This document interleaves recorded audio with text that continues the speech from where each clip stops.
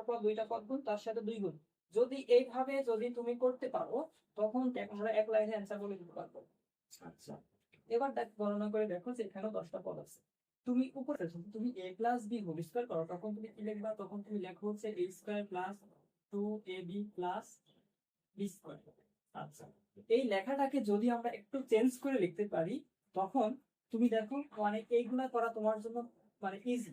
ঠিক আছে, এত বড় plus B plus C plus D এই চারটা পদের হোল স্কয়ার করবা তুমি, তখন তুমি এই যে এই চার এত ভাবে তুমি কয়েকটা লাইন করার পরে তুমি একটা কনক্লুশন একটা লাইনে যাইতে পারো। ঠিক আছে, এই লাইনটাকে যদি আমরা আগেই বলে দিই, ঠিক আছে, তখন কি তুমি মাইন্ড করবা?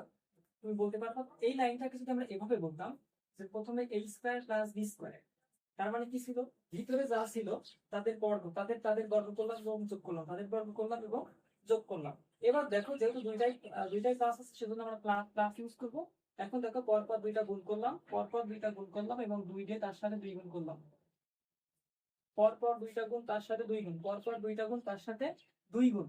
আচ্ছা ঠিক আছে, এইভাবে এটা যদি করি তখন দেখো তো a square plus B square plus C square. এবার আমরা কি করব? পরপর দুইটা গুণ করবো এবং তার সাথে 2 গুণ, গুণ তার সাথে 2 গুণ। দেখো এ বি 2 গুণ করো, তারপরে কোনটা আছে? তারপরে ও, এখানে তুমি এ দিয়েই গুণ করতে থাকো, এ দিয়েই গুণ করতে থাকো। একবার এর সাথে দ্বিগুণ করলাম এবং এর সাথে সি গুণ করলাম, দুইটা দুইটা করে গুণ। তারপরে গুণ করলাম এসি, তার সাথে 2 গুণ, তারপরে কোনটা? বিসি। এখন তুমি রিভার্সে কিন্তু আসতে পারবা না, যেমন তুমি একবার এ বি দিয়ে গুণ করলাম, এখন তুমি যদি চাও যে এ দিয়ে যেহেতু দুইটাকে গুণ করছি, বি দিয়ে তুমি চাইলেই দুইটাকে গুণ করতে পারো না। কেন? তুমি এ বি লিখতে পারছো, ঠিক আছে, A B R B A দুইটা একই বিষয় না? A B R B A দুইটা একই বিষয়, ঠিক আছে। যখন তুমি ভেক্টরের মধ্যে চলে যাবো তখন A B R B A উল্টা বিষয়, কিন্তু এখন আমাদের ক্ষেত্রে এটা কি? এটা A B R B A একই বিষয়। আচ্ছা ঠিক আছে, তো সেই জন্য আমরা রিভার্সে আসবো না, জাস্ট ফরওয়ার্ডে গুণ করবো। এবার দেখো এটার জন্য কি করবো? a square plus B square plus C square plus D square. আচ্ছা কি করলাম? ভিতরে যা ছিল তাদের প্রত্যেকের বর্গ বসালাম। এবার কি করবো? পরপর দুইটা গুণ তার সাথে 2 গুণ, ঠিক আছে, এ বি গুণ, এ বি তার সাথে 2 গুণ প্লাস এসি তার সাথে 2 গুণ প্লাস এডি তার সাথে 2 গুণ। এবার কি করবো? এবার এর কাজ যেহেতু শেষ, এবার বি দিয়ে গুণ করবো, প্লাস বিসি তার সাথে 2 গুণ প্লাস বিডি তার সাথে 2 গুণ। এবার কি কাজ করবো? এবার হচ্ছে প্লাস সিডি প্লাস 2 সি, কাজ হয়ে গেছে। এখন দেখো তুমি একবারে একটা লাইন করতে পারো যদি তুমি উপসেট নির্ণয় করতে পারো, ঠিক আছে। যদি এ বি মানে এ বি সি যদি একটা সেট হতো তখন তুমি উপসেট নির্ণয় করতে পারো নাই, তো ফাঁকা সেট থেকে শুরু করে তুমি ক্রমান্বয়ে আগাইছো। তো ঠিক একই ভাবে তুমি কি কাজ করলা? তুমি প্রথমে হচ্ছে যা ভিতরে যা থাকবে তাদের বর্গ বসাই দাও। এবার কি কাজ করবা? তুমি হচ্ছে প্লাস টুর সাথে দুইটা দুইটা করে গুণ করো। এখন দেখো এটা যেহেতু তুমি কখনো টু এই স্কোয়ার বি গুণ করতে পারো, ঠিক আছে। এই স্কোয়ার বি যখন গুণ করো দেখো দেখো এই দুইটা, এই যে এ আর বি এই দুইটা মিলাই দেখো এদের পাওয়ার কত কত থাকে। পাওয়ার আছে এখন বর্তমানে 1 আর 1, 1 আর 1 যোগ করলে 2। এগুলা দেখো সমমাত্রিক পদ, প্রত্যেকে কি আছে? সমমাত্রিক পদ। সমমাত্রিক পদের প্রত্যেক পদের মাত্রা সমান থাকবে। এখানে দেখো এই স্কোয়ার, এখানে কিন্তু আছে বি টু দি পাওয়ার 0, তারপরে এই যে 2 আর 0 গুণ যোগ করলে তো 2ই থাকে। অনুরূপ ভাবে তুমি এখানে যতগুলা দিবা তাদের মাত্রা যোগ করে দেখো সেগুলা 2 থাকবে। আচ্ছা, এভাবে তুমি চাইলে এ প্লাস বি মানে এ প্লাস বি হোল কিউবের সূত্রটাও করতে পারো। কিভাবে করতে পারবা? তুমি চিন্তা করো যে প্রথমে হচ্ছে আমরা কি কাজ করবো? এ কিউব, তারপরে বি কিউব। আচ্ছা, এবার যে এখানে 3 ছিল 3 বসাও। এবার কি কাজ করবা? এবার কাজ করবা হচ্ছে এ আর বি তো গুণ করবো। কিভাবে গুণ করবো? মাত্রা যেন সমান থাকে, মাত্রা যেন সমান থাকে। তাহলে কি কাজ করবা? এ স্কোয়ার বি। এবার কি কাজ করবা?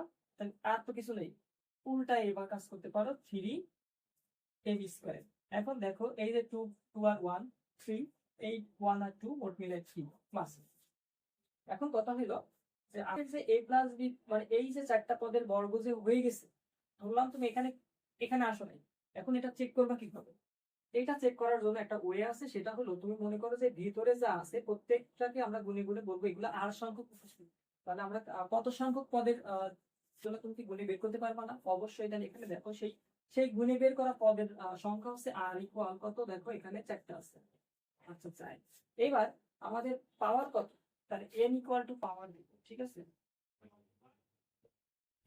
n equal to 2।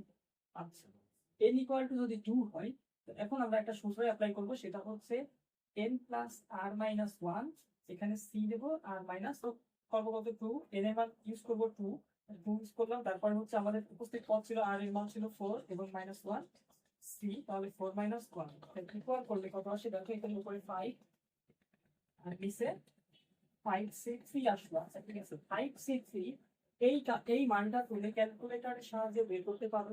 এবার তার না হলে তুমি ম্যানুয়ালি বের করতে পারবা। কিভাবে বের করবা, যে 5 আছে না, 5C3 যদি এরকম থাকে তখন তুমি 5 এর পরপর 3টা গুণ করবা, যেমন 5 গুণন 4 গুণন 3, পরপর 3টা গুণ করলাম, এবার ভাগ করবো কত, এই 3 পর্যন্ত, 1 থেকে 3 পর্যন্ত, তাহলে উপর থেকে 3টা, উপর থেকে 5 এর পরপর একটা করে কমালাম, এবার নিচ থেকে 1 থেকে 3 পর্যন্ত গুণ করবো, 1 গুণন 2 গুণন 3, তাহলে দেখো এই 3 কাটা, এখান থেকে কাটো 2, তাহলে মোট মিলাই আছে 10। এবার গণনা করে দেখো যে এখানেও 10টা পদ আছে। তুমি উপরেরটার কথা যদি চিন্তা করো, a plus B whole square, তাহলে এখানকার জন্য কত ছিল, এখানকার জন্য 2 প্লাস 2 মাইনাস 1, নিচে হচ্ছে 2 মাইনাস 1, তাহলে উপরে ছিল 3C1। এখন 3C1 এর মান কিভাবে বের করবা, 3C1 3 আর নিচে হচ্ছে 1, মোট মিলাই 3। দেখো তো পদ 3টা আছে কিনা, ঠিক আছে। আচ্ছা, তাহলে এখন এইভাবে তুমি যদি করতে পারো, তোমাকে যদি a plus B plus C plus D এখানে যদি ই দেওয়া হয়, এখানে যদি 5টা পদের বর্গ করতে বলা হয়, তুমি কি পারবা না? অবশ্যই পারবা। প্রথমে কি কাজ করবা, প্রথমে যা আছে তাদের একদম ডান ধারে কি করবা, বর্গ সমষ্টি বসায় দাও, a square plus B square plus C square plus D square plus E square. এবার কাজ হলো 2 গুণ, পরপর 2টা পদ গুণ, তার সাথে 2 গুণ। যদি এইভাবে যদি তুমি করতে পারো, তখন তোমার কাছে এই ফর্মুলা ইউজ করার কোনো দরকার নেই, ঠিক আছে, জাস্ট আমরা এক লাইনে অ্যান্সার বলে দিতে পারবো। আচ্ছা।